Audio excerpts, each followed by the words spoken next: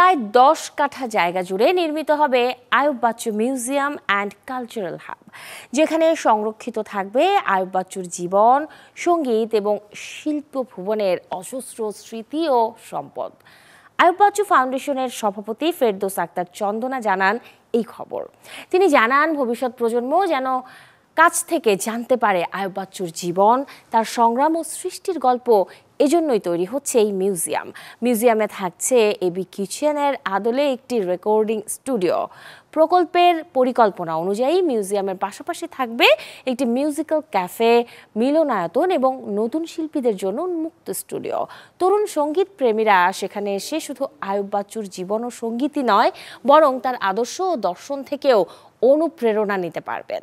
Foundation সূত্রে জানা গেছে, মিউজিয়ামের প্রতিটি অংশে সাজানো হবে আয়ুব বাচ্চুর সঙ্গীত যাত্রার ধাপগুলো। চট্টগ্রাম থেকে ঢাকায় আগমন, এলআরবির উত্থান, জনপ্রিয় অ্যালবামগুলোর ইতিহাস এবং দেশ বিদেশের কনসার্টের নানা স্মৃতি নিয়ে। তবে এই মিউজিয়াম কবে নাগাদ বাস্তবায়ন হবে সেটি এখনো জানানো হয়নি। রেইনবো অ্যাক্রোপ্লাস্টে অ্যাক্রিলিক এমালশন থাকায় মুছে ফেলা যায় যে কোনো দাগ সহজেই। Rainbow paints, colour of Joy.